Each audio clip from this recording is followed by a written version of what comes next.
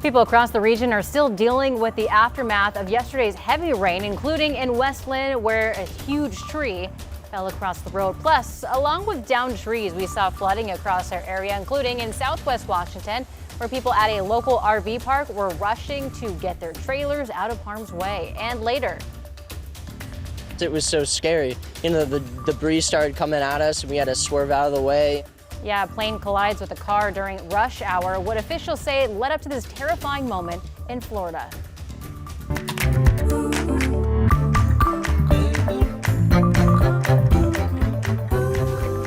We are taking a live look outside on this Wednesday afternoon. Following a few days of heavy rain, we are now tracking the chances of landslides and downed trees as winds continue today. Thank you for joining us. I'm China Green, joined with Corey Johnson with the latest on your weather impact forecast. Corey. Good afternoon, China. Yeah, that's right. We are no longer under the threat for active weather, but we still want to be aware today in the way of wind, as well as downed trees, because the soil has been so wet over the last few days. So taking a look outside, this is our Rose City camera.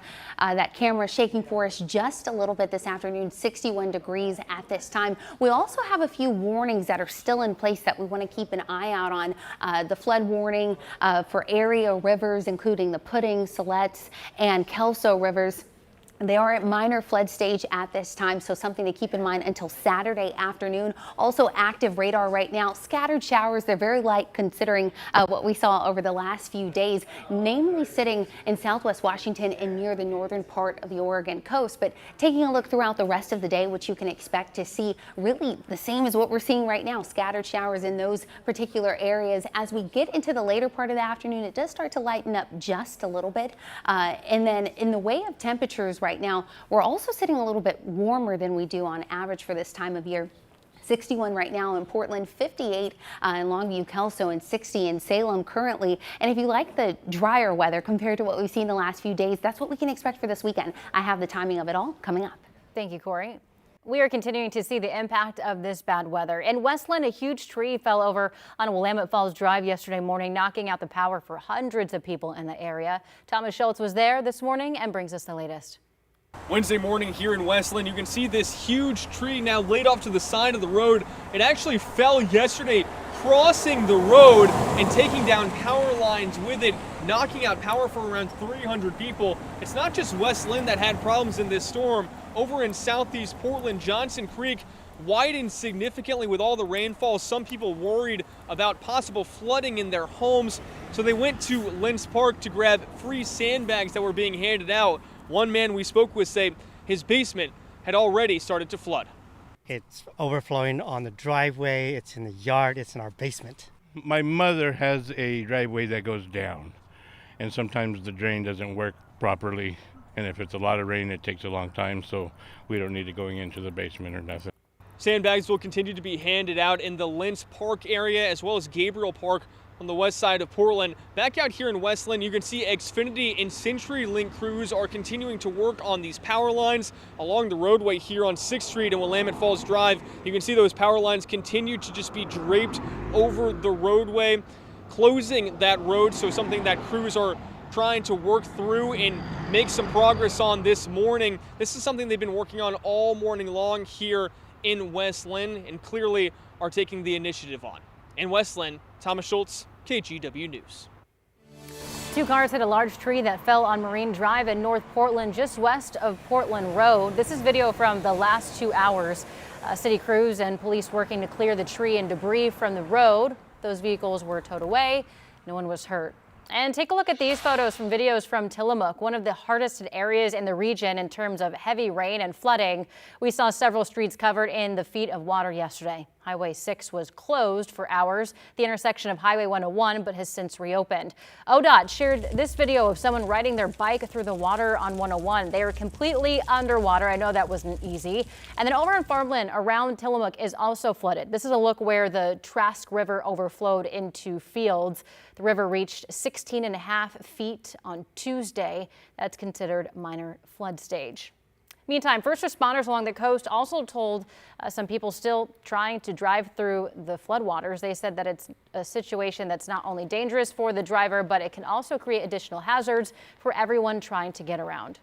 The underpass where the railroad trestle is, a person drove into that and they actually floated all the way through and made it to the other side, but they abandoned their car that was full of water and just walked away. There was a landslide near Lincoln City yesterday that took a while to clean up because additional debris kept falling onto the road. All right, let's head to Southwest Washington, where we saw flooding in several spots. The Kalama River started spilling its banks yesterday. People at the Kalama RV Park were racing to get their trailers out. Decided I better take a drive through the neighborhood, and I saw it looked like a river running through here. So I hooked everything up, hooked up my trailer to my truck and got it up on the main road out here, and was able to move it to another park. We also saw water over roads in Castle Rock and in the Longview-Kelso area. Public Works officials expect flooding to continue over the next few days as rain that fell to the north flows through the area. Longview also opened a severe weather shelter overnight that can accommodate up to 60 people. And then take a look at this drone video from Snohomish County Fire, video capturing water from the Snohomish and Pilchuck rivers flooding the roads there. Emergency workers are seen going through knee-deep water to help stuck drivers. And in a social media post, the fire department wrote, quote, "Snohomish, the flooding has begun. This is not the time to test out your floaties." Speaking of Snohomish County, though, dozens of horses and cattle took shelter at the Evergreen State Fairgrounds. As Bridget Chavez explains, the spot became a safe haven. From above, the reason people in Snohomish County didn't wait is clear. Better safe than sorry. Rising water from the Snohomish and Skykomish rivers made evacuating livestock the obvious choice. Empty stalls at the Evergreen State Fairgrounds turned into safe havens in just hours. Now home to more than 40 horses and 40 cattle, all evacuated from flood-threatened farms. Just a lot of scrambling, trying to figure out the plans, what's up, who's doing what, the whole barn, what do we want to do? That scramble is taking a toll on the animals too. All these horses, these new surroundings, all the different noises and smells, their whole herd isn't with them. Anxiety causing, it's not safe, they don't feel safe. Fairground staff say they can open more barns if needed. They have stall space for over 400 animals. We do want to just make sure that, the animals are safe, that people are safe, and they can get them all back home once the floodwaters recede. It's not just livestock. The Red Cross is also sheltering people here. Our philosophy is sheltering first. Volunteers say they can take in at least 100 people. Helping people during something that can be one of the worst times in their life. And I just want to be able to support them and help them get through that. The goal now, to keep everyone safe until they can go back home. Better to be fools and do all the work and not have needed it than to be the fools who thought we didn't need it and really were in a lot of trouble. Turning now to a look at national headlines this afternoon. A federal judge in New York has ordered the release of grand jury records in Jeffrey Epstein's 2019 sex trafficking case. The judge emphasized that while the law requires disclosure, it also protects the identity and privacy of sexual abuse survivors. It's unclear exactly when these materials will be made public. Royal Caribbean is facing a wrongful death lawsuit after a passenger died following an alleged struggle with the cruise ship's crew last December. The lawsuit claims 35-year-old Michael Virgil was served 33 drinks over several hours before he reportedly became lost and aggressive while trying to find his room.